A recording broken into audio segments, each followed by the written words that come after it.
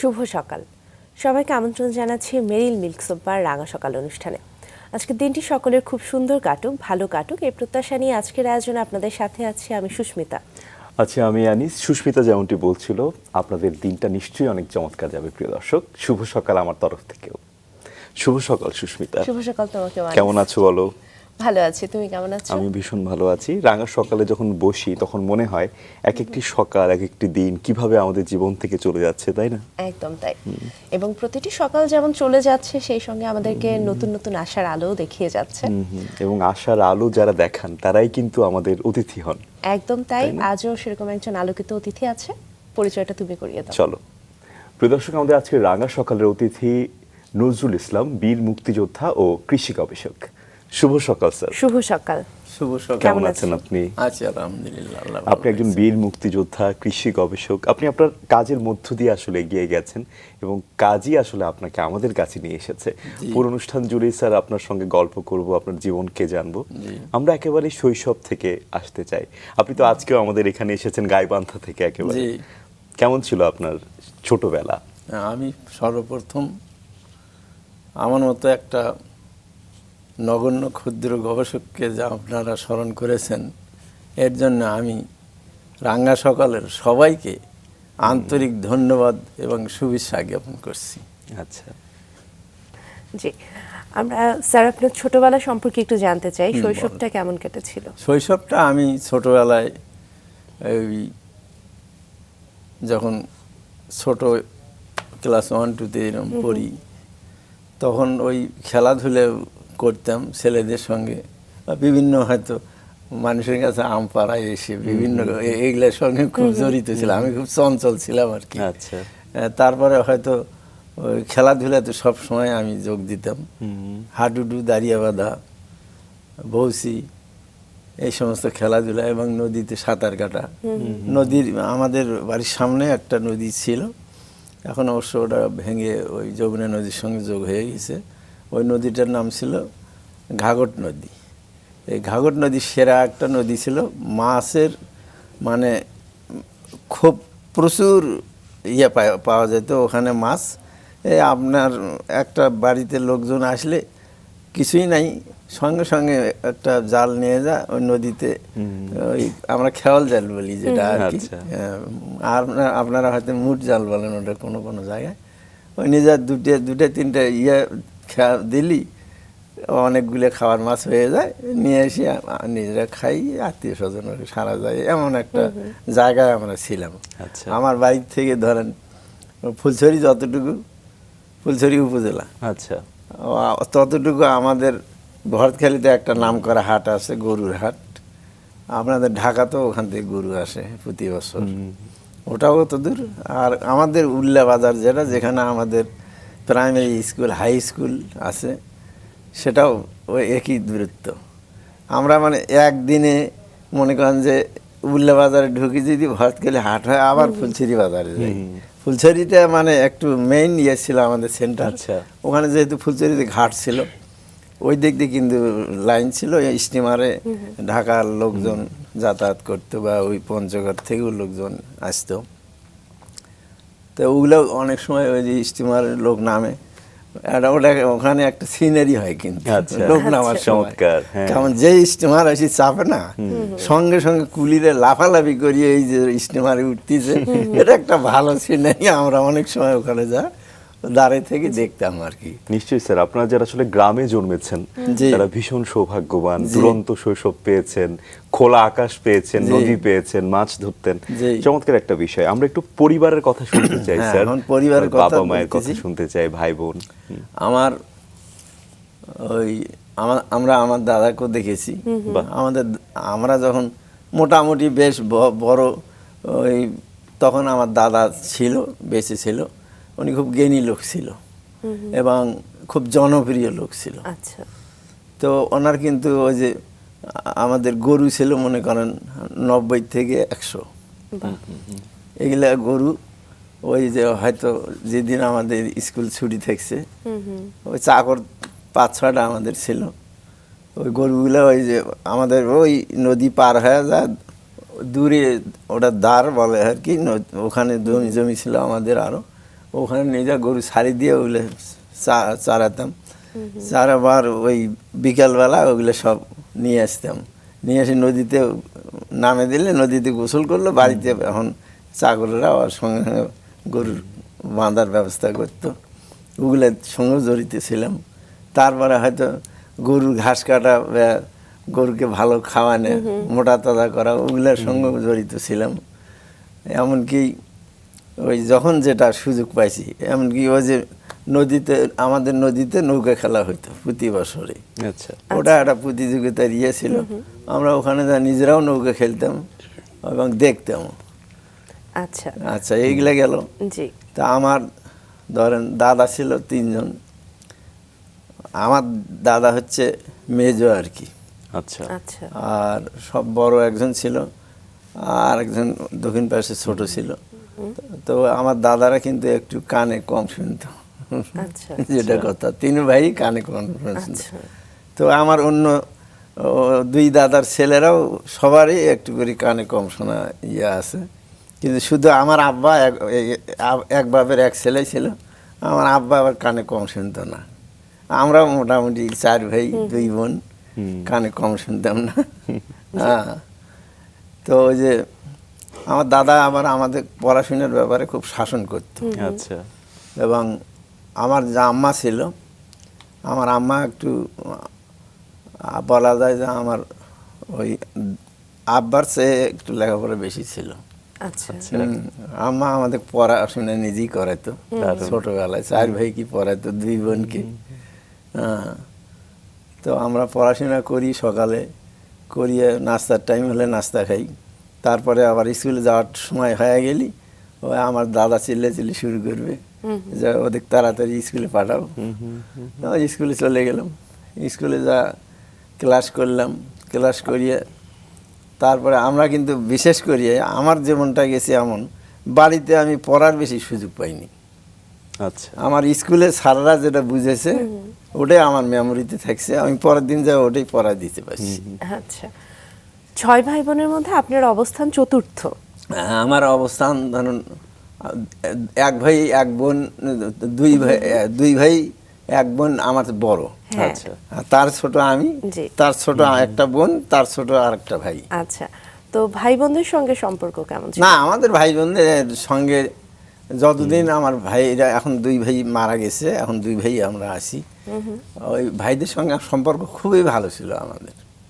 আমাদের 4 ভাইয়ের মধ্যে কোনো একদিন দ্বন্দ্ব বা কিছু হ্যান ওগুলা কিছু হয়নি, জীবনে দেখিনি আমি। আপনার একটা ব্যাপার স্যার খুব ইন্টারেস্টিং, সেটা হচ্ছে আপনি আপনার দাদার খুব সান্নিধ্য পেয়েছেন, এবং আমরা যতটুকু জানি যে আসলে বাবারাই খুব শাসন করে পড়াশোনার ক্ষেত্রে, কিন্তু আপনি দাদার সান্নিধ্য পেয়েছেন, এটা আসলে খুবই চমৎকার একটা বিষয়। বাবার কথা একটু শুনতে চাই, বাবা আসলে কেমন ছিল? আমার আব্বা খুব আবর লোক ছিল, আর মানে খুবই আবর লোক ছিল উনি। তারপরে উনি ওই কৃষিকাজের সঙ্গে খুব জড়িত ছিল, তো আচ্ছা উনি একটা হাল নিজেই বত, আর 3টে চাকরির আর 3টে হাল বত। এই 4টা হাল আমাদের সব সময় লাগতো। তো একটা ওই হাল চাষ নিজে আব্বা করতো, এই জন্য যে জমি চাষটা ভালো হয়, চাষ যত ভালো হবে ফসল তত ভালো হবে। ওগুলা অভিজ্ঞতা আমি আব্বার কাছে পাইছি। জি। এবং এই যে আব্বুর কাছ থেকে অভিজ্ঞতা পাওয়া এবং নিজেও আপনি মাঠে চাষবাসের সঙ্গেও যুক্ত ছিলেন, সে কথাগুলো আমরা শুনবো। তার আগে স্যার আপনার সম্পর্কে কিছু তথ্য আছে, সুস্মিতা একটু জানিয়ে দেবে। সুস্মিতা। একদম। আচ্ছা, থ্যাংক ইউ। আমাদের আজকের অতিথি নজরুল ইসলাম একজন বীর মুক্তিযোদ্ধা, উদ্ভাবক এবং কৃষি বিভাগের সাবেক উপসহকারী কৃষি কর্মকর্তা, যিনি কৃষি উন্নয়ন ও দেশের সেবায় রেখে গেছেন অনন্য অবদান। বাঁশঝাড় রক্ষা ও বংশবৃদ্ধির সহজ উপায় উদ্ভাবনের লক্ষ্যে তিনি 1968 সাল থেকে গবেষণা শুরু করেন এবং টানা 12 বছরের নিরলস প্রচেষ্টায় বাঁশ চাষের আধুনিক কাটিং পদ্ধতি আবিষ্কার করেন। তার উদ্ভাবিত এই পদ্ধতিতে একটি বাঁশের টুকরো থেকেই দ্রুত ও কার্যকরভাবে নতুন বাঁশঝাড় সৃষ্টি করা সম্ভব হয় এবং মাত্র 1 থেকে 1.5 বছরের মধ্যেই বাঁশ ব্যবহার উপযোগী হয়ে ওঠে। তিনি নিজ বাড়িসহ গাইবান্ধার 20টি গ্রামের প্রায় 100 বিঘা জমিতে এই পদ্ধতির সফল প্রয়োগ ঘটিয়ে কৃষকদের জন্য নতুন সম্ভাবনার দ্বার উন্মোচন করেন। কৃষিক্ষেত্রে এই অসামান্য অবদানের স্বীকৃতিস্বরূপ তিনি 2005 সালে জাতীয় পুরস্কারে ভূষিত হন। মহান মুক্তিযুদ্ধের সময় তিনি ভারতের শিলিগুড়িতে গেরিলা যুদ্ধের প্রশিক্ষণ গ্রহণ করে 11 নম্বর সেক্টরের অধীনে একজন সাহসী মুক্তিযোদ্ধা হিসেবে সরাসরি যুদ্ধে অংশ নেন। মুক্তিযুদ্ধে 6টি গুরুত্বপূর্ণ সামরিক অভিযানে অংশগ্রহণের পাশাপাশি কৃষিক্ষেত্রে তার যুগান্তকারী উদ্ভাবন তাকে দেশের ইতিহাসে এক অনুকরণীয় ও প্রেরণাদায়ী ব্যক্তিত্ব হিসেবে প্রতিষ্ঠিত করেছে। দর্শক, আবারও ফিরে যাচ্ছে অতিথির কাছে।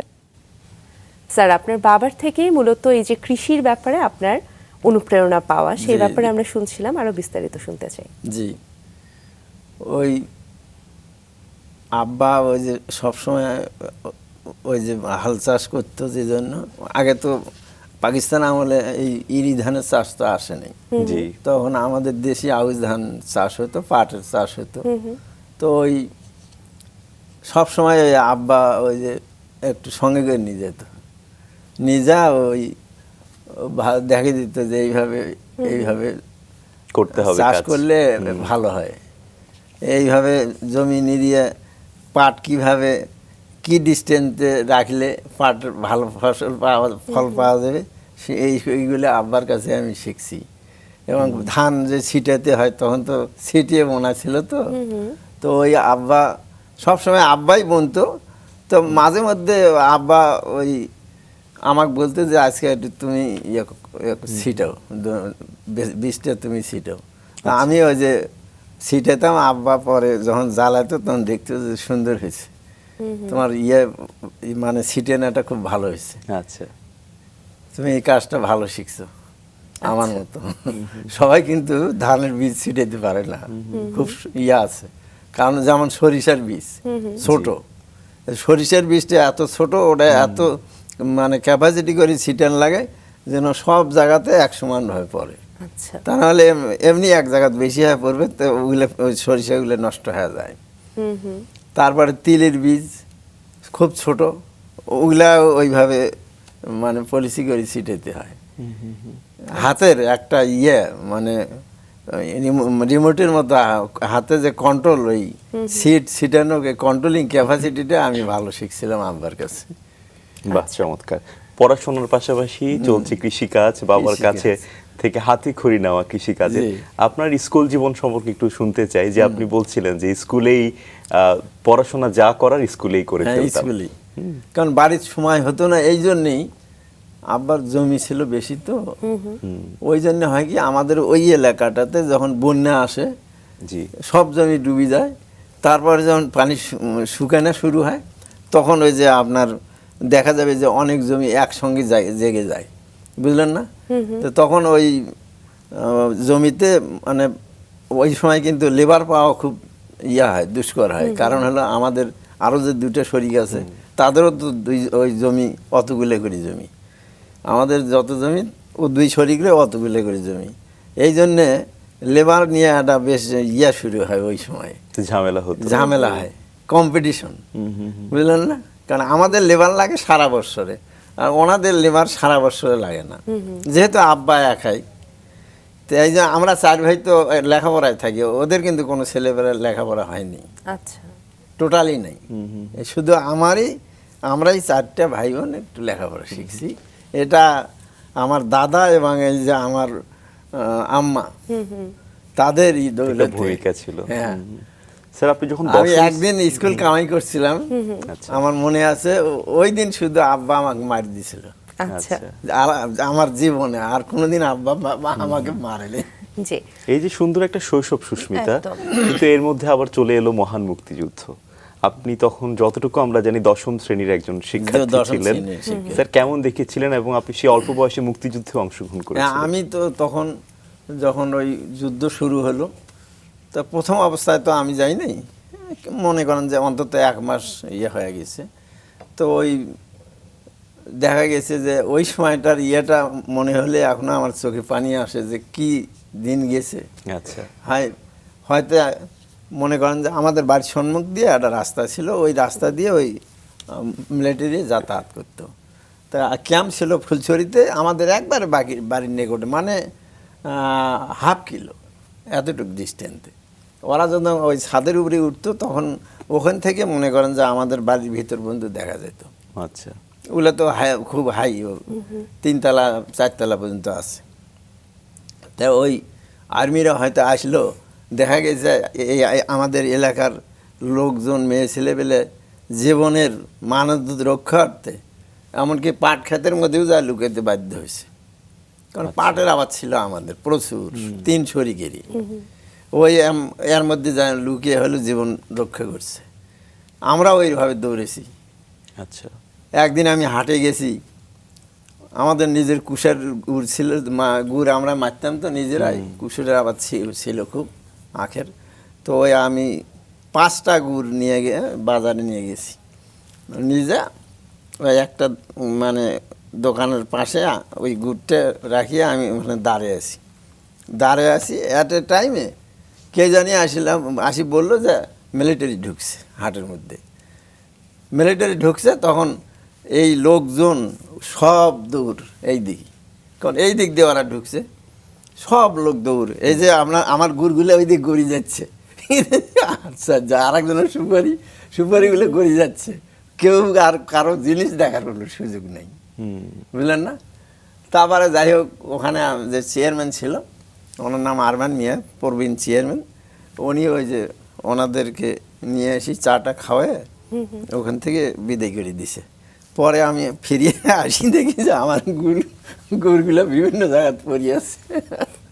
কিন্তু আপনি কখন সিদ্ধান্ত নিলেন যে আপনি মুক্তিযুদ্ধে যাবেন, আপনি প্রশিক্ষণ নিবেন? এই বিষয়ে একটু বিস্তারিত জানতে চাই। আমি যেহেতু আব্বার সবচেয়ে বেশি স্নেহের পাত্র ছিলাম, যেহেতু ওই আব্বার কৃষি কাজে সব কাজে আমি সহযোগিতা করতাম, তো অন্য ভাইগুলো ওইভাবে করতো না, যে কারণে ওই আমাকে কিন্তু আব্বা কোনো দিন বাড়ি ছেড়ে কোথাও যেতে দেবে এমন ইয়ে ছিল না। তা আমি চিন্তা করলাম যে যেহেতু একটা দেশ নিয়ে যুদ্ধ, তো আমি একটা 50 টাকার নোট, তখনকার দিনে কিন্তু টাকার খুবই মূল্য, কারণ আপনার 2 টাকা হলে পুরে বাজার হয়ে যায়। 50 টাকা সে তো বেশ ভালোই হ্যাঁ, অ্যামাউন্ট। 50 টাকা ভালোই অ্যামাউন্ট। ওটা আমি পলিথিন কাগজ দিয়ে মরিয়া, ওই আমাদের কলার থোপ আছে না, ওখানে জানি একটু মাটি নিয়ে খুঁড়ে ওর নিচে পুঁতি রাখি দিয়েছিলাম যে এটা নিয়ে আমি যুদ্ধে যাব। আচ্ছা, তারপরে হঠাৎ করে ওই 2-3 দিন পরে ওই ফুলছড়ি থেকে 2 জন পাঞ্জাবি মিলিটারি আমার উঠানের মধ্যে আসছে। তা আমার পাশের এক চাষি আসি বলল যে তুমি বাড়ির মধ্যে বসে আছো, তখন সকাল 7টা বাজে, ওই বাইরে পাঞ্জাবি মিলিটারি আসছে। এখন বাড়ির কিন্তু 3 ধার দিয়ে পানি, শুধু এক ধারে উঁচু আছে, সেই ধারে দিয়ে ওরা আসছে। এখন যদি পানির মধ্যে নামি তাহলে কিন্তু শব্দ হলে ওরা গুলি করবে, আর দৌড় দিলেও শব্দ হবে, গুলি করবে। তো এখন কী করি, কোনো উপায় না পায় আল্লাহর উপরে তওয়াক্কা রেখে আমি বিসমিল্লাহ বলি যা ওদের সঙ্গে হ্যান্ডশিপ করলাম। তা আমার হাত ধরে হ্যান্ডশিপ করলো, কিন্তু ওরা একটু দেখলাম খুব রাগান্বিত অবস্থা। তো আমাকে বলতেছে যে মুক্তিযোদ্ধা কেদার সাহেব। তা আমি কিন্তু পাকিস্তান আমলে আবার উর্দু সাবজেক্টের ছাত্র ছিলাম। আচ্ছা, এটা ভালো আমার জানতেন। জন্য আল্লাহ বোধহয় একটা ইয়ে দান করছিল, যে এই উর্দু যদি না জানতাম তা আমাকে ধরে নিয়ে যাওয়ার সঙ্গে সঙ্গে ওরা গুলি করে দিত, কোনো ইয়ে নেই। কারণ আমাদের বাস সম্মুখে প্রত্যেক দিনে 20 জন 30 জন 40 জন করে লোক আনি গুলি করে মারে। ওই গর্ত ওদের কাছে করি নাই, আর ওই দাঁড় করায় আর গুলি করতেছে, একজন করে পড়তেছে, এইভাবে চলছে। এটা কি কখনো আপনি চোখের সম্মুখে দেখেছেন? হ্যাঁ, আমরা দূরে থেকে দেখছি, কারণ ওখানে তো ভেরা যাবে না, কাছে ফেরা যাবে না। দূরে থেকে দেখছি। যেমন আপনাদের হয়তো মেইন গেট, ওই মেইন গেট থেকে হয়তো আমরা মানে কোয়ার্টার কিলো দূরে থেকে আমরা আড়াল থেকে দেখছি যে এই করতেছে। আচ্ছা। তো সেই মিলিটারিরা আপনার বাড়িতে আসলো এবং বাড়িতে আপনাকে আসলো। যখন জিজ্ঞেস করলো যে মুক্তিযোদ্ধা কে আছে এখানে, হ্যাঁ। তো সেই সময় আপনার উত্তর কি ছিল?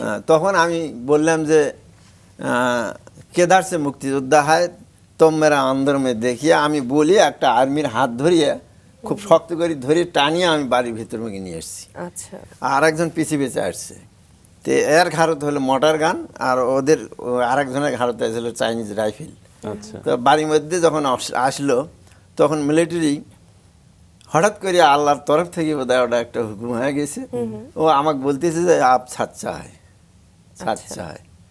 তখন আমাকে বলতেছে, আমি ঘরের মধ্যে দেখতে পেলাম আর দেখে না, মানে সন্দেহ ওর ভেতর থেকে উঠে গেছে। তখন আমাকে বললো যে हम लोग किधर से जाएगा, আমি বললাম যে इधर से चलिए। তো ওদের দেখে দিলাম, আর ওই দিক দিয়ে চলে গেল। এই সেই দিনে আমি সিদ্ধান্ত নিলাম এখন মুক্তিযুদ্ধে যাওয়াই লাগবে, ও সিরিয়া আর দেরি করা যাবে না। আচ্ছা, কারণ যদি আমি যদি মরি, যদি তে দেশ যুদ্ধ করেই স্বাধীনতা মরি। যুদ্ধে যায় আমি মরি, তো এখানে মরবো কেন? এই তো তারপরে আমি পরের দিনে ওই কয়েকটা বন্ধু বান্ধব আছে বাড়ির সম্মুখে নদীর ওই পারে, ওদের সঙ্গে যোগাযোগ করলাম, করিয়া বলে চলো মুক্তিযুদ্ধে যাওয়া হবে। তো পরে ওরা রাজি হলো সবাই। তা আমার তো ওই যে বাড়িতে যেতে দিবে না, বলি গেলে যেতে দিবে না। জি। আমি ওই যে আমার কাপড় চোপড় রাতের বেলা হঠাৎ করে ওই পারে নিয়ে যা, ওই আমার একটা ফ্রেন্ডের বাড়িতে রাখিয়েছি। তারপরে চাল চিড়ে, যে চাল চিড়াটা তো চেনেন আপনারা? জি জি অবশ্যই। হ্যাঁ, চাল যেহেতু বাঙালি, চাল চিড়া চেনার কথা। চাল চিড়া আমাদের ওই পাতিলে কলসের মধ্যে ভরাই থাকে। আমার 2-3 কেজি ঢালি নিয়ে ওই বন্ধুর বাড়িতে রাখিয়েছি। তারপরে আমি ওই আমার বাড়ির সামনে খেতে কিন্তু সব কিন্তু পাটের আবাদ, আমাদেরই সব 300 ডিগ্রির পাট। তা পাটের ওই চিপে দিয়ে নৌকা নিয়ে যান যায়। তা আমি ওই যে আমার ছোট একটা চাকর আছে, ওকে বললাম, ওর নাম আকবর আলী। তো ওকে বললাম যে তুই আমাকে একটু ওই পারে দিয়ে, তখন কিন্তু আমি একটা গেঞ্জি গাওয়ার দিয়ে লুঙ্গি পরিয়ে ওই ওকে বললাম যে আমি একটু কামারের বাড়ি যাবো, কাজ আছে কামারের বাড়ি। তো ওই মনে করছে কামারের বাড়ি তো যায় সবসময় হাতের টেতের বানানোর জন্য। তো ওই নিজের নামে দিয়ে যাচ্ছে, আমাকে দিয়ে নৌকা নিয়ে ওই চলে যাচ্ছে। আমি যা বন্ধুগুলোর বাড়ি যা, তারপর কাপড় চোপড় পরিয়ে ওদের বললাম যে তোরা যাবো নদীর পাতা দিয়ে, একবার নদীর ধার দিয়ে, আর আমি যাব একবার ক্যাম্পের ভেতর দিয়ে। কারণ ওই যে মিষ্টি নাই তো, খাওয়ার জন্য মিষ্টি নিয়ে যান লাগবে, তাহলে চিড়ে খাবো কেমন করি আমরা, বুঝলেন না? তা আমি আবার লিন অ্যান্ড থিন ছিলাম, এখনকার চেয়ে আরো একটু লিন অ্যান্ড থিন আরো ছিলাম। শুকনো ছিল। তা ওই জন্যে আমি ওই ক্যাম্পের মধ্যে গেটে দুই পাশে দাঁড়িয়ে আছে মিলিটারি। আমি যা ওখানে সালাম দিলাম, দেওয়ার পরে কেদার জায়গা, বাজার মে জায়গা, চলে গেলাম। বাজারের ভেতর যা গুড় কিনলাম, আমি 3টে গুড় নিলাম।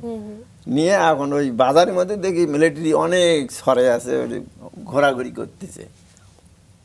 তা আমাকে বললো যে आपको हाथ में कौन चीज़ है? तो আমি বললাম যে इसको मिष्टी है। क्या करेगा? खाएगा। ও আচ্ছা ঠিক है। তো আমি ওদের ওইভাবে বলি, ওই কর্নার দিয়ে একটা বাজার থেকে বের হয়, অবদার বাঁধ আছে সামনের দিকে, অবদার বাঁধে উঠলাম, উঠে দেখি যে আমার বন্ধুগুলো নদীর ধার দিয়ে আসতেছে। ওদের সঙ্গে পরে মিল হয়, ওই কাশিয়াবাড়ির একটা ঘাট আছে, ওখান থেকে মুক্তিযোদ্ধা যায় আর কি। একটা বয়স্ক লোক আছে, উনি সহযোগিতা করে, মুক্তিযোদ্ধারকে নৌকাওয়ালার সঙ্গে ঠিক করিয়ে পাঠিয়ে দেয় ভারতে। ভারতে। আচ্ছা। তো তখন আমরা ওখানে গেলাম, মাগরিবের পরে পরে নৌকা ছাড়ি দিল, দিয়ে তখন নৌকা ভাড়া বেশি নয়, 2 টাকা করে পার ম্যান, 2 টাকা, আচ্ছা। বুঝলেন? অথচ দূরত্ব কিন্তু অনেক। 2 টাকা করে দিয়ে উনি ঠিক করে দিল, আমরা চলে গেলাম। তো নৌকার মধ্যে অবশ্য রাত্রে ওরা ভাত পাক করছিল মাঝিরে, ওখানে আমরা খাওয়া দাওয়া করলাম, করিয়ে ও পারে যা ওই মোল্লার চর নামে একটা জায়গা আছে, মোল্লার চরে আমাদের মুক্তিযোদ্ধার একটা ক্যাম্প আছে। তো ওখানে যা দেখি আমাদের এই গ্রামের সিনিয়র ম্যান কয়েকজন ওরা আগে গেছে।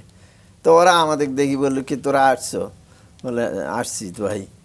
তো ওরা একটা স্লিপ করে দিল, ওই স্লিপটা নিয়ে আমরা মানকেশ্বর গেলাম। মানকেশ্বরে যা ওখানে ওই এক গুদামের মধ্যে আমাদের এমপি সাহেব থাকে, ডক্টর মফিজুর রহমান।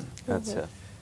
তো ওনার সঙ্গে যা দেখা করলাম, অনেক আমরা চাচা করি ডাকি, চাষ মিয়া এই ব্যাপার আমরা আসছি। তা বললো যে ঠিক আছে তোমাদেরকে আমি ইয়ে দিচ্ছি। উনি একটা করে কার্ড দিয়ে দিল, ওটা কার্ড নিয়ে যা আমরা ওই কাকড়িপাড়াতে মুক্তিযোদ্ধা ক্যাম্প আছে, আচ্ছা। ওই ক্যাম্পে যা আমরা যোগ দিলাম। যোগ দিয়ে ওখানকার পরিণতি দেখি সারা দিন রাত যা একবার একটু খিচুড়ি দেয় খাইতে, বুঝলেন কি কষ্ট, আর থাকার জায়গা নেই। ওখানে দেখি উঁচা উঁচা সব দোকানপাট ইয়ে সব আছে, ওগুলোর নিচে শুয়ে থাকছি, এই চাদর টাদর পাড়িয়ে ওগুলোর নিচে শুয়ে থাকছি আমরা। মাথায় একটা ইট দিছি, দিয়ে রাত কাটাছি। ফের ভোরবেলা উঠিয়ে ওই যে ট্রেনিং, এই এতটুকু একটা পাহাড় উঠি দেয়, 10 পাইতাম তখন ওখানে পাহাড় উঠিটা, ওটা সকালে খাতে দেয়। ওই পিটি প্যারেড করিয়ে আসি, ওটা দেয় খাতে। মানে এক একজন মনে করেন যে নাজেহাল হয়ে গেছি আমরা। কিন্তু আসলে স্যার অবর্ণনীয় কষ্টের মধ্য দিয়ে আসলে মুক্তিযুদ্ধে আপনারা যুক্ত হয়েছিলেন। জি। শিলিগুড়িতে কখন গেলেন হ্যাঁ, ট্রেনিং এর জন্য? এখানে আমরা ওই 15 দিনের মতো ছিলাম। তারপরে হঠাৎ করে আমাদের এই ভরতকালী হাটের এক শাহ আর কি, ওনাদের দোকান আছে বড়, বিমল শাহ বলে ওনার। তো উনি ইয়ের থেকে, ওই শিলিগুড়ির থেকে আসছে। ওনার কাজটা ছিল ওই মুক্তিযোদ্ধাদের নিয়ে যায়। আচ্ছা। তো উনি হিন্দু লোক, কিন্তু উনি, তা উনি এসে বললো যে আজকে 800 মুক্তিযোদ্ধা আমরা নিয়ে যাবো, তো তোমরা লিস্ট করো। পরে যাই হোক আমাদের সিনিয়র যারা, ওরা লিস্ট তৈরি করলো। লিস্টের মধ্যে আমরা কয়েক বন্ধুই পড়ে গেলাম, কিন্তু তার মধ্যে আমি একটু ওই কয়েকদিন আমার একটু ডিসেন্ট্রি, হ্যাঁ আমি একটু নাজেহাল বেশি হয়েছিলাম আর খুব চিকন হয়ে গেছিলাম। তা আমার বন্ধুটা চিন্তা করছে যে যদি ইয়েতে যা, কুচবিহারে যা, যদি আউট করে দেয় তাহলে বাড়িতে গেলে তো আর বাঁচবে না। কেননা বাড়িতে একটা মুক্তিযোদ্ধা যদি ফিরে যায়, সে লোক আর বাঁচতে পারবে না। তাকে আর্মিরা যে কোনোভাবে, ওদের রাজাকার রাজা আছে, আমাদেরই লোকজন যে রাজাকার আছে, এই বদমাশেরা, এরা তো যা খোঁজ দিবে মুক্তিযোদ্ধা আসছে, ওই তখন ওরা ধরে নিয়ে যা গুলি করে দিবে। তারপরে ওরা আমার জন্য একটু দুঃখ প্রকাশ করছে। পরে গেলাম আমরা ইয়েতে, এইদিকে মানগেশ্বর থেকে বাসে গেলাম। বাসে যা দুটো নদী পার হওয়া লাগছে। পরে ধুবড়িতে যা সকালবেলা ধুবড়ি নদীটা পার হয়ে ধুবড়িতে যা উঠলাম, ওখানে একটা হোটেল আছে পানির ভিতরে, ওই হোটেলে যা আমরা নাস্তা করলাম, পরোটা খেলাম। ও পরোটার কথা আজও স্মরণ আছে, এত ভালো পরোটা তৈরি করে ওরা। তো পরে দেখি ওখানে ওই ইয়ার আপনার ধুবড়ি থানার থেকে ওই গাড়ি পাঠিয়ে দিছে, পুলিশের গাড়ি আসছে আমাদের নিয়ে জানার জন্য। পরে আমাদের ওই গাড়ি তুলে নিয়ে গেল, নিজের থানার নিয়ে গেল। থানার ওসি আছে একজন শিখ, তো উনি আমাদের বললো যে আপনারা ওই কাপড় চাপড় খুলিয়ে গোসল করিয়ে ওই ক্যান্টিনে যান, খাওয়া দাওয়া করেন। তা আমরা গোসল টোসল করিয়ে ক্যান্টিনে গেলাম। যা দেখি যে বিশাল ক্যান্টিন, অনার্গল খিচুড়ি পাক হচ্ছে। তো ওখানে খাওয়াটা একটু শান্তি মধ্যে খাইছি আমি। খুব সুন্দর খিচুড়ি হয়েছিল। ওই খিচুড়ি খাওয়া পরে বিকেলবেলা আমাদেরকে নিজা ধুবড়ি ট্রেনে উঠিয়ে দিল। ট্রেনে এত শৃঙ্খলার সহিত আমরা ট্রেনে গেছি যে ওখানকার যে পুলিশ আছে, ওখানকার কতগুলো লোক আছে, মেয়ে ছেলে সাধারণত, ওরা ওই এতটুকু করি খড়ি কাটি নিয়ে যা, ওই দিকে নিয়ে যায়, শিলিগুড়ি দিকে নিয়ে যায় বিক্রি করে। ওইগুলো খড়ি উঠেছে গাড়িতে, ওগুলো খড়ি সব নামে দিয়েছে গাড়ির থেকে, ফেলে দিল প্ল্যাটফর্মে, দিয়ে আমাদের গাড়িতে উঠিয়ে সব আগে সিট করে দিছে। আর সময় সময় পুলিশ আছে, স্যার আপনাদের কোনো অসুবিধা না? কোনো অসুবিধা নেই, দেখশন করতে।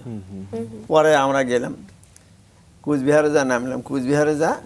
ওখানে আমারই ওই শাখাটা উপজেলারে উনি প্রিন্সিপাল ছিল, বনারপাড়া। উনি একজন ভালো রাজনীতিবিদ ছিল। উনি দেখি যে আসলো, উনি ক্যাম্প ইনচার্জ ওই শিলিগুড়ির।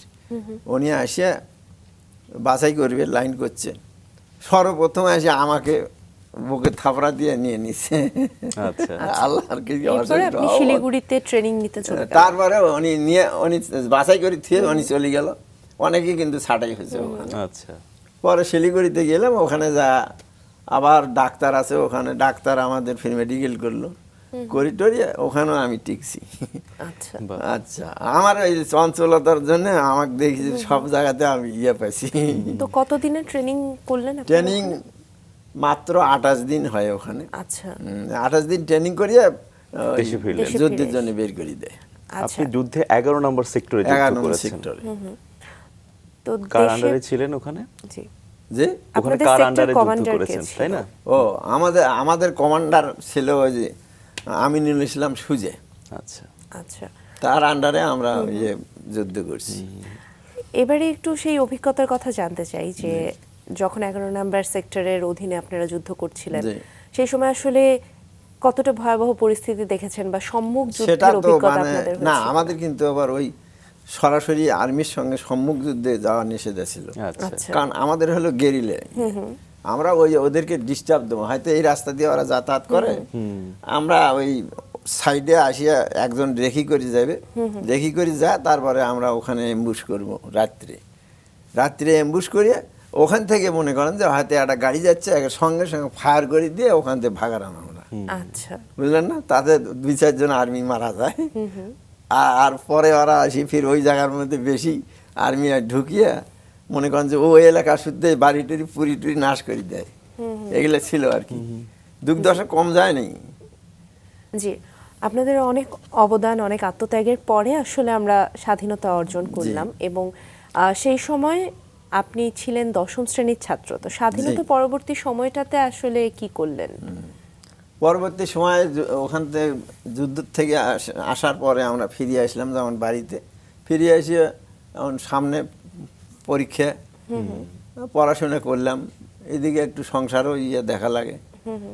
তো তার আগে একটা বিষয় জানতে চাই স্যার, আপনি যখন ফিরে আসলেন ও পরিবারের যে অনুভূতি ওটা একটা আপনাকে আরেক পাওয়ার করুণ অনুভূতি। কাহিনী হয়েছিল কি, বাড়িতে সবাই জানে যে ও মারা গেছে। আচ্ছা, কারণ হলো যে এতদিন যা থাকা, কোনো তো চিঠিপত্র যোগাযোগ করার কোনো সুযোগ ছিল না ওখানে। তারপরে বাড়িতে আমি কিছু বলেও যাইনি, আচ্ছা তো ওরা মনে করছে যে মারা গেছে। তো হঠাৎ করে আমি যখন ওই আমাদের ঘাঘট নদীর ধারে আসিয়া উঁচু জায়গা আছে ওটার মধ্যে যখন উঠছি, তো উঠিয়ে বাড়ির দিকে চেয়ে দেখছি, তো ওই এক ছেলে আমাকে দেখছে, দেখিয়ে ওই চিল্লাচিল্লি শুরু করে দিয়েছে যে নজরুল ভাই আসছে। তখনকার কথা বললে আমার চোখে পানি পারে। আসলেই খুবই অবশ্যই খুবই স্পর্শকাতর, আসলে তাই না? সেই মুহূর্তটি ছিল নিশ্চয়ই। আপনার পরিবারের সবাই তারাও ঠিক অক্ষত ছিল সবাই। অক্ষত ছিল। কান্দে অস্থির হয়েছিল তারা। আলহামদুলিল্লাহ। এবং তারপরে আপনি যুদ্ধের পরে যখন ফিরে আসলেন, এরপরে তো এসএসসি পরীক্ষা দিয়েছেন। 1972 সালে আপনি এসএসসি জি। পরীক্ষা দিয়েছেন। তারপরে কোথায় ভর্তি হলেন? পড়াশোনা কেমন তারপরে চলছিল? আমি ইন্টারমিডিয়েট দিলাম, বনাবাড়া কলেজে ভর্তি হয়, ইন্টারমিডিয়েট দিলাম। তারপরে আমি 77 সালেতে যাই আবার ডিপ্লোমাতে পরীক্ষা দিলাম, কৃষি ডিপ্লোমায়। আচ্ছা। কৃষি ডিপ্লোমায় পরীক্ষা দিলাম, দিয়ে দেখি ওখানেও আমি টিকলাম। টিকিয়ে এই তো ডিপ্লোমাতে ভর্তি হয়।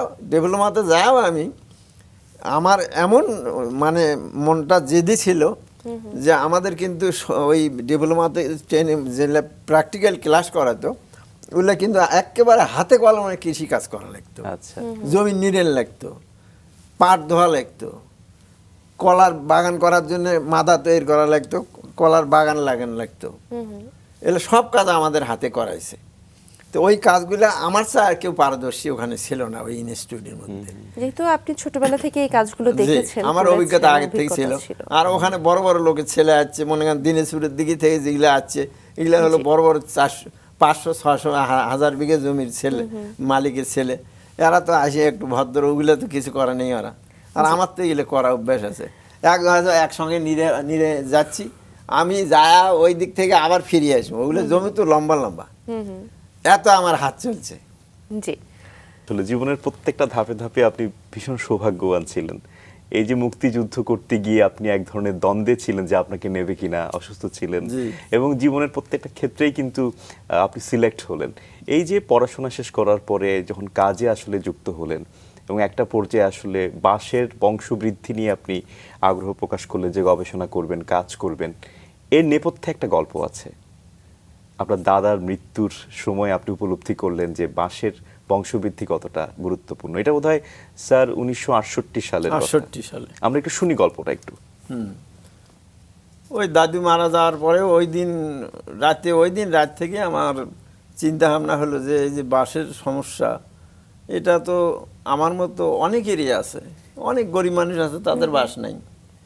তো এটা আমরা মোথা দিয়ে বাঁশ লাগাই, তো মোথা দিয়ে বাঁশ আমার আব্বাক দেখছি অনেক লাগায়, কিন্তু নষ্ট হয়ে যায়। ওই একটা করে আচ্ছা। মোথা নিয়ে এসে লাগায়, সে নষ্ট হয়ে যায়, হয়তো কোনোটা এক একটা টেকে।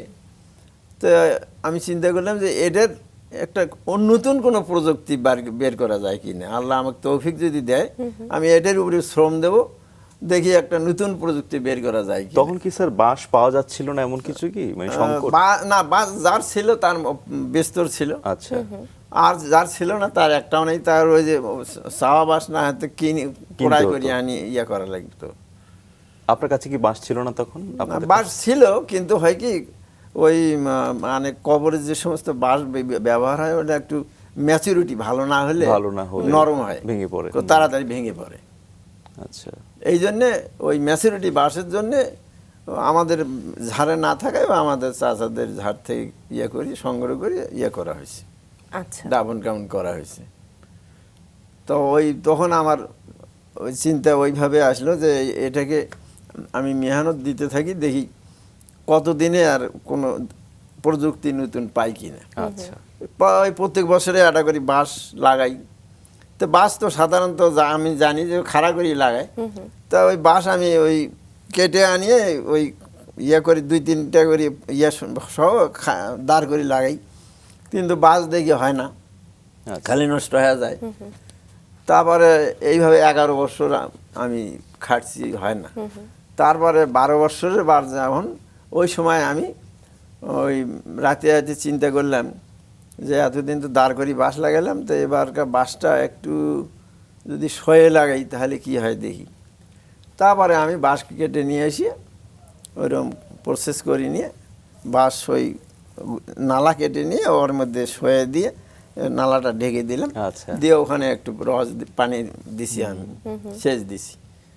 দেখা গেল 10-12 দিনের মধ্যে বাঁশ গাছ ওটা শুরু হয়ে গেল। বাহ, আচ্ছা, তারপরে ওই স্টেপ বাই স্টেপ ওখানে আমার বাজার হয়ে গেল। তখন আমি চিন্তা করলাম যে এটা তো আমি সফল এখন। তো এখন আমার আরো প্রয়োজন আছে, বিভিন্ন জাতের উপরেও আরো দেখতে হবে, বিভিন্ন জাতের উপরেও তখন আমি দেখলাম, জি, সেটাও আমি সফল। তারপরে দেখলাম আমি যে কোন সয়েলে কোন কোন সয়েলে এটা হবে, কোন কোন সয়েলে হবে না বাঁশ, সেটা আমি পরীক্ষা করলাম। ওটা তো কয়েক বছর আমার গেছে। আচ্ছা, তাতে আমি দেখলাম যে এই যে পতিত জমি, যে সমস্ত আমাদের সারা বাংলাদেশে কয়েক কোটি একর জমি বালি জমি পতিত আছে, আপনাদের জানা আছে কিনা? আচ্ছা, জানা নিশ্চয়ই আছে, স্যার, হয়তো অনেক জমি পতিত রয়েছে, পতিত আছে। জি, তো এগুলোর উপরে ট্রায়াল দিলাম, দিয়ে দেখি যে হ্যাঁ বালি জমিতে বাঁশ খুব ভালো হয়, ওটা আরো প্রোডাকশন বেশি হয়। আচ্ছা, দারুণ, তারপরে বাঁশটা ফির এই আপনার সব মানে দোয়ার জমির চায় এই বালি জমির বাঁশটা হার্ডি বেশি হয়। আচ্ছা, তা আমাদের তো বাঁশের কাজ মনে করেন যে দোলনা থেকে শুরু করি কবর পর্যন্ত বাঁশের প্রয়োজন আছে। হয়তো এখন নতুন নতুন অনেক প্রযুক্তি বের হয়েছে, কিন্তু স্যার বাঁশ লাগেই স্যার, কিন্তু আসলে বাঁশ গ্রামে। লাগে। একদম। বাঁশ দিয়ে আমাদের সর্বপ্রথম বিকল্প আমরা স্যার স্কুলে এখনো তেমন। পড়ছি যে বাঁশ দিয়ে কাগজ তৈরি হয়, জি, এবং বাঁশের কাগজটা সবচেয়ে উন্নত কাগজ তৈরি হয়। তারপরে বাঁশ দিয়ে এখন আমি দেখলাম বিদেশে যা বাঁশ দিয়ে টাইলস, কাপ, ফার্নিচার, পিরিচ, শাড়ি, জি, এই সমস্ত বাঁশ দিয়ে তৈরি হয়। এই যে কারণে আমার এই প্রযুক্তি আমি পরে ওই আমি ইয়ে করতাম, ওই যে মেলা আমাদের যে পরে আমার যখন চাকরি হয়ে গেল, আচ্ছা, তখন আমি মেলাতে, তার মানে স্যার চাকরি হওয়ার আগ থেকে আপনি এটা না নিয়ে এগুলা গবেষণা আগে করছিলেন? থেকে আমি আগে অন্য অন্য কলমও করছি, দারুণ, দারুণ, গাছের ফল গাছের অন্য অন্য কলমও করছি, জি, এই লেবু গাছের গুটি কলম করছি। তারপরে শিখলাম, পরে ফির কাটিং কলম করলাম। তারপরে পাতা দিয়ে লেবুর গাছ তৈরি করলাম, লেবুর পাতার থেকে গাছ করি আমি, সেটারও ফল খাচ্ছি আমি। আচ্ছা, আচ্ছা, তারপরে আমি আরো অন্য অন্য গাছগুলোর উপরে ট্রায়াল দিছি। তো পরে দেখলাম যে এই লেমন জাতীয় যে সমস্ত গাছ, এগুলোর পাতা দিয়ে গাছ তৈরি করা যায়, আচ্ছা। এবং এলের কাটিং দিয়ে এবং গুটি কলম দিয়ে আর গাছ বেশি তৈরি করা যায়। আচ্ছা, তারপরে আমের উপরে ইয়ে করে দেখলাম আমের গুটি কলম খুব একটা ভালো হয় না, ভালো যায় না। রেজাল্ট পাইনি আমি।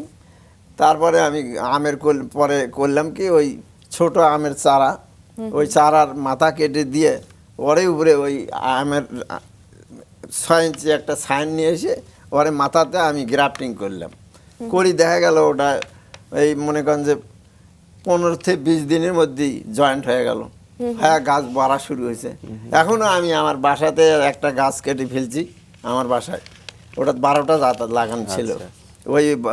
ওই গাছটা আমি কেটে ফেলছি, যাই হোক বাসায় একটু রিমডেল করলাম, তো করার পরে ওটা আম গাছ কাটা পড়ছে, তো ওর মাথা কেটে দিয়ে ওই মাথার থেকে যে বের হয়েছে না, তারে আমি 3টে জাত লাগিয়ে দিছি, খুব দ্রুত বাড়তেছে গাছ, দেখার মধ্যে একটা জিনিস হচ্ছে।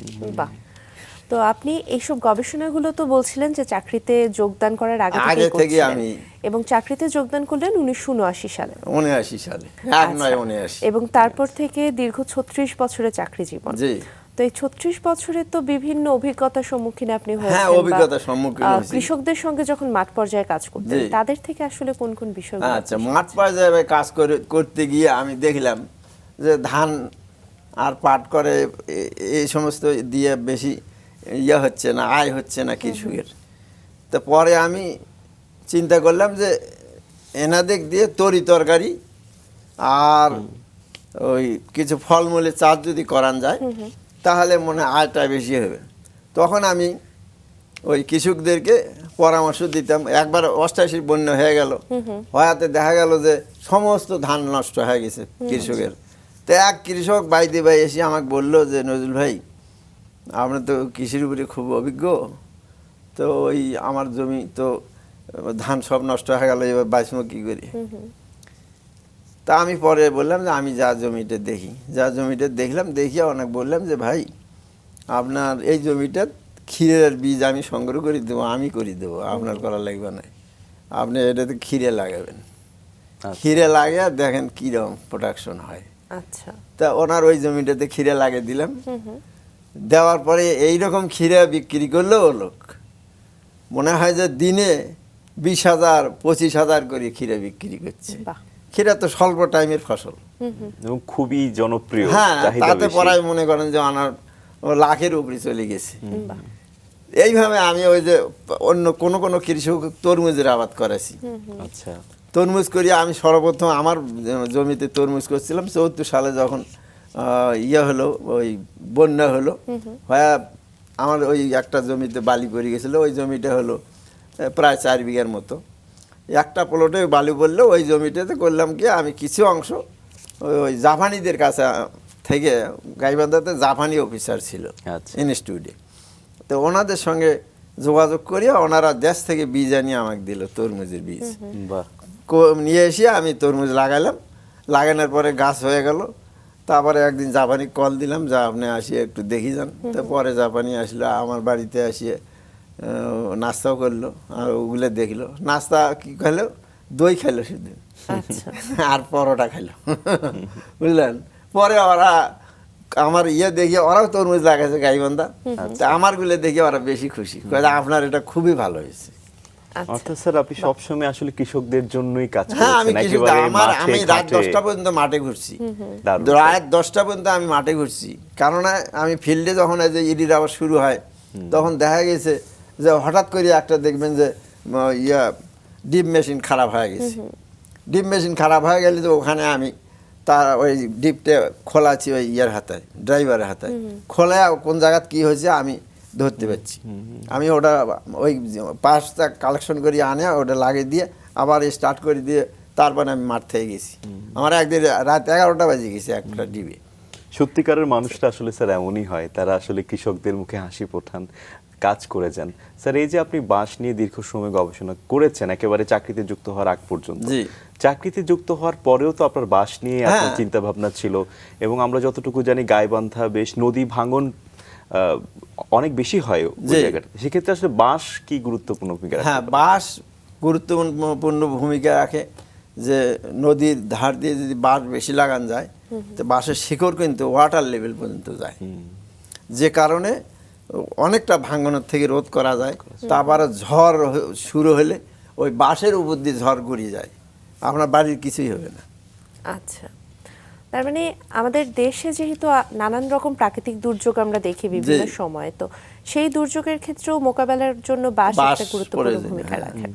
তো এই বাঁশ চাষে উদ্বুদ্ধ করার জন্য মানুষকে আপনি আসলে সেই সময় তাদেরকে কি কি বলতেন, কিভাবে আমি উদ্বুদ্ধ করেছেন? সর্বপ্রথম ওই আমাদের উপজেলা চেয়ারম্যান ছিল, এক্স চেয়ারম্যান উনি, আলতাফ হোসেন সরকার। তো উনি একদিন আমাকে বলল, ওনাদের ইউনিয়নে আমি পোস্টিং ছিলাম, তো উনি একদিন আমাকে ডাকি বলল যে নজরুল ভাই, ওই আমার একটা জমি আছে 1 একর, ওই 3 ধারে বাড়ি, ওই জমিটাতে কিছুই হয় না, পতিত থাকে সবসময়, এটা কি বুদ্ধি করা যায়? তাই আমি বললাম যে ওটার বুদ্ধি আছে আমার কাছে, আমি যাব আপনার ওটা জমিটা দেখি আগে। যা জমিটা দেখলাম, দেখিয়ে বললাম যে আলতাফ ভাই, আপনি যদি এই জমিটা, আমার একটা নতুন প্রযুক্তি উদ্ভাবন করছি আমি, একটা বাস থেকে 40 থেকে 50 60 পর্যন্ত বাস ঝাড় করি আমি একটা বাস দিয়ে, আর মোতা দিয়ে একটা বাস দিয়ে একটাই করা যায়। এটা যে কোনো বাস? হ্যাঁ, যে কোনো বাস। এটা কি আপনার প্রযুক্তি স্যার? এটা আমার প্রযুক্তি। এটা মানে কিভাবে কাজ করে প্রযুক্তিটা? আচ্ছা, কাজ মানে ওই বাঁশের গোড়া কেটে আনি, আর ওনারা যারা মোথা লাগায় তারা তো মোথা নিয়ে যায়, আমি বাঁশের গোড়া কেটে নিয়ে এসে ওর যে কঞ্চিগুলো থাকে, কঞ্চিগুলো এতটুকু লম্বা রেখে বাকি অংশটা বেশ ভালো ধারু অস্ত্র দিয়ে ওটা কেটে ফেল দিয়ে তারপরে প্রত্যেকটা গিরের মধ্যে একটা করে করি, করাতে সাহায্যে কেটে নেই। করাতে সাহায্যে কঞ্চির মতো হয়ে যায় না, বাঁশ এইরকম মোটা বাঁশে নেই। তারপরে কেটে নিলাম, নিয়ে ওই বাঁশগুলো শুধু একটু পানির মধ্যে চুবিয়ে নিলাম। কারণ হলো কি, ওই যে কোনো গাছ হোক বা বাঁশ হোক, এই উদ্ভিদকে কাটার পরে ওরা একটা আঘাতপ্রাপ্ত হয় কোষগুলো, এই জন্য পানির মধ্যে ডুবিয়ে নিলে, পানিতে তো অক্সিজেন আছে, পানির মধ্যে ডুবিয়ে নিলে ওই বাঁশগুলো সতেজ হয়। তারপরে আমি ওই এক জায়গাতে স্তূপ করে তৈরি করে নিয়ে ওগুলো খড় দিয়ে, ধানের খড় দিয়ে ঢাকিয়ে দিয়ে, ওর উপরে ওই পানি ছিটে দিয়ে খড়গুলো ভিজিয়ে দিয়ে একটা পলিথিন দিয়ে ঢাকিয়ে দিয়ে থুলাম। ঢাকিয়ে দিয়ে থুলে প্রত্যেক দিন ওই পলিথিনটা সরে ওই একটু ছিটা পানি দেওয়া লাগবে। এইভাবে 10 থেকে 12 দিন রাখলি ওর যে রাইজম আছে, গিরাগুলোর গোড়ায় যে রাইজম আছে, ওই রাইজম থেকে অসংখ্য ভূর্ণমুকুল বের হয়। হ্যাঁ, ওই ভূর্ণমুকুলটা বের হওয়ার পরে আমরা ওই জমি তৈরি করে নেওয়ার পরে ওই জমিতে নিয়ে যা নালা কেটে ওই জমিতে নালার মধ্যে বাঁশটা বসে দিয়ে তারপর ঢেকে দিলাম। দেখা যাবে যে 8-10 দিনের মধ্যে বাঁশ গাছ ওটা শুরু হয়ে যাবে। এটা স্টেপ বাই স্টেপ সারা বছরে এই বাঁশটা হয়। আর 2 নম্বর হলো, আর যে আর বাঁশ লম্বা এবং মোটা বেশি হয়, বুঝলেন?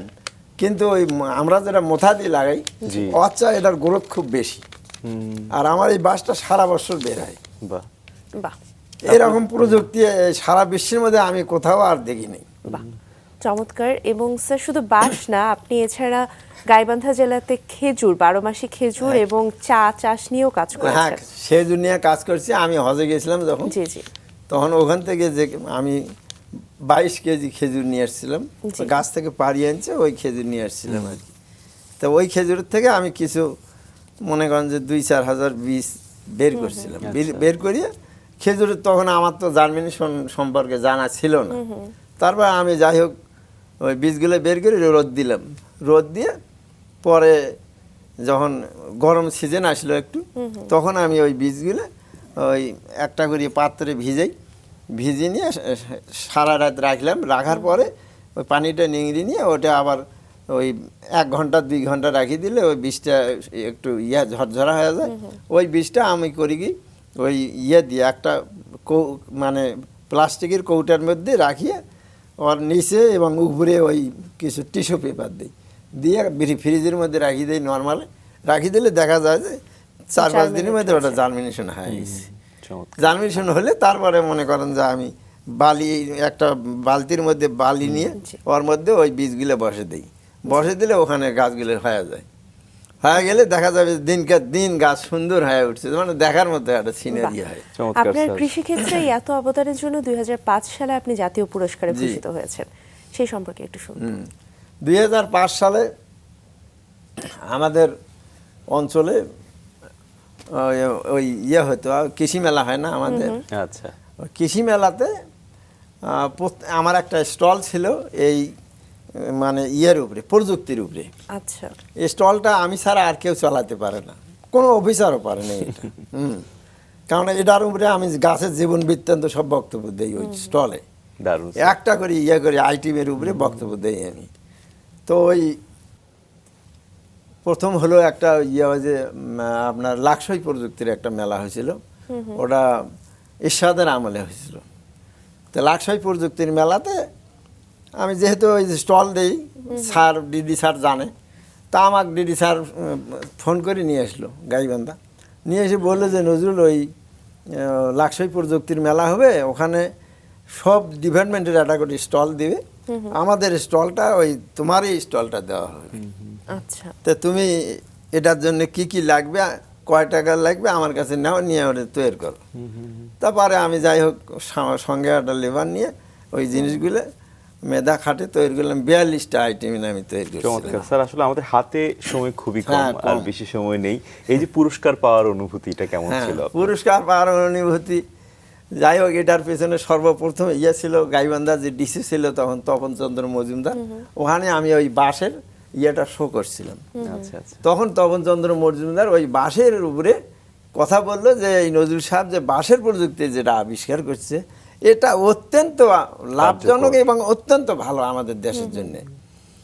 তো উনি তখন বললো যে এনার নাম এবার জাতীয় কৃষি পুরস্কারে পাঠানো হবে, কারণ উনি এটার মেইন চমৎকার উদ্যোক্তা স্যার। ছিল। স্যার, আপনার যে সন্তান রয়েছে তারা কি আসলে কৃষির প্রতি আগ্রহ প্রকাশ করে আপনার মতো? আপনার সন্তান মেরিন ইঞ্জিনিয়ার মেরিন আমরা ইঞ্জিনিয়ার। জেনেছি, আচ্ছা, এবং একজন সন্তান বর্তমানে রয়েছে। তিনি কানাডা প্রবাসী। কানাডা। আচ্ছা, তো আপনাদের জন্য, আপনার পরিবারের জন্য এবং আপনি যাতে আরো কাজ করতে পারেন সকলের জন্য অনেক শুভকামনা থাকছে স্যার। খুব ভালো থাকবেন এবং আজকে আমাদেরকে সময় দেওয়ার জন্য অনেক ধন্যবাদ। আপনাদেরকেও আমি আমার গাইবান্ধাবাসীর পক্ষ থেকে আপনাদের এই রাঙ্গা সকালের সকলকে ধন্যবাদ জানাই, এবং এই আপনাদের মারফতে যে আরও বাহিরে এটা সম্প্রসারণ হবে এই জন্য আপনাদেরকে আরও ডাবল ধন্যবাদ জানাই আমি, যে আমাদের অসংখ্য কৃষকের কাছে ধন্যবাদ, পৌঁছে স্যার। যায়। জি ভালো স্যার, খুব থাকবেন, ভালো স্যার। থাকবেন।